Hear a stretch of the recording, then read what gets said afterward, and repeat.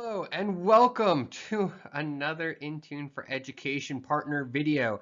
In this video, we are looking at common issues you may face when deploying Intune for Education. Let's get started.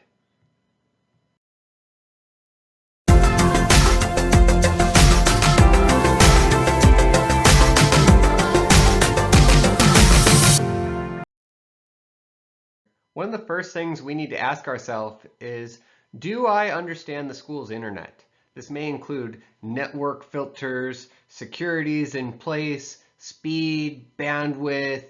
All of those things are going to matter when we start managing devices in Intune for Education. We need to make sure that the devices are able to join Azure Active Directory and that Intune can deploy apps, policies, and updates to those devices, whether they're on-prem accessing the school's internet or if they're going home with the students. So we really want to dig in here with the school and make sure that we understand how their network works. You'll see two resources here. These are two Microsoft docs on setting up network configurations, whitelists, and some bandwidth requirements. Drill into tenant administration, then select roles. This is going to bring us to the admin roles that are built into Intune. We can select my permissions to see what my permission level is in Intune. I can go to all roles as well and see the roles that are available. I can also select to create a custom role. Inside of the custom rule wizard, we're going to name our custom role, and select next. We'll adjust the levels of permissions for this role.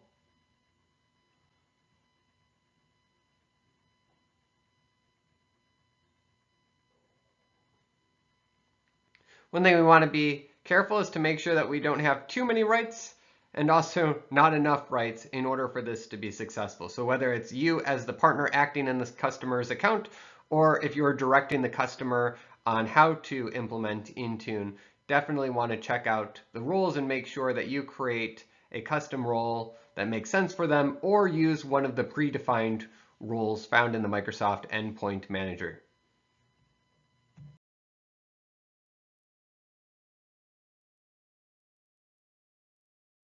We're going to drill into troubleshooting and support, then select troubleshoot. We are going to check to see if any given user has been assigned an Intune license. Here we can search for a user, select that user, and we'll see an orange cone appear. When we select that, we'll see that there is an issue with the Intune license. In this case, the user has not been assigned an Intune license. Clicking on the help text brings me to the Microsoft Docs page, where it walks me through how to assign that license and what it actually means. In order for policies to update on an enrolled device, that user does need to be have an assigned Intune license.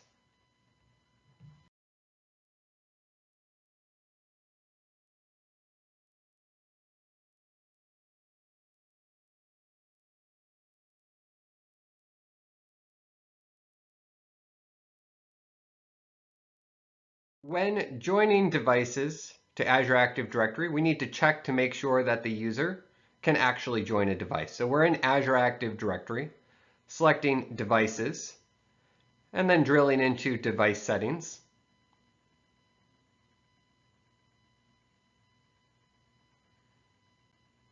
And once in Device Settings, making sure that users may join devices. This is especially important for autopilot scenarios using the user-driven mode.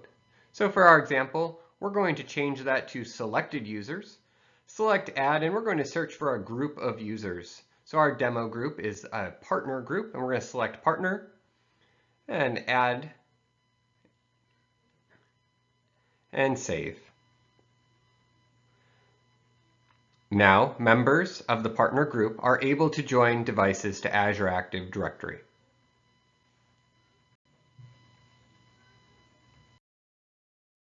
In Azure Active Directory, we're going to drill in, and in the second blade in, we're going to scroll to where we see mobility MDM, and MAM. Select Mobility, and here you'll see a list of all MDM providers. You can select Add an Application, and you'll see some other MDM providers as well. We're going to select Microsoft Intune, and you'll see that the MDM user scope is set to all, none, or some. What this means is for managed devices, will Intune be the MDM authority on that device? So in this case, we are going to set it to some, and we are targeting it just to that partner group, the same group that we gave privileges to join devices to Azure Active Directory. Intune will be the MDM authority on those devices. So we'll select Save and move on.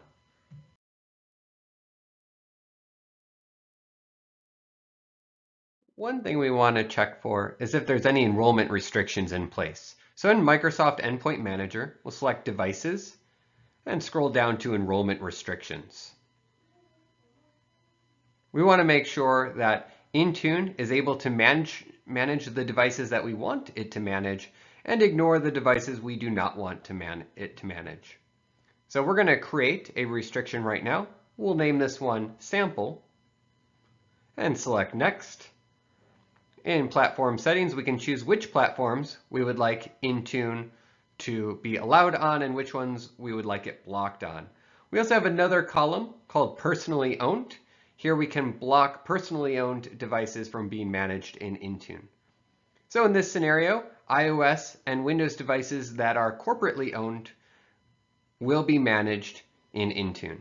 We can target this to a group. For our demonstration, we'll target it to our demo group, our partner group, and select Save. And select Next to review and create the restriction. Hey everyone, thank you so much as we went through those quick things to check for when working with education customers and deploying Intune for education. Below are some of the resources that have been shared.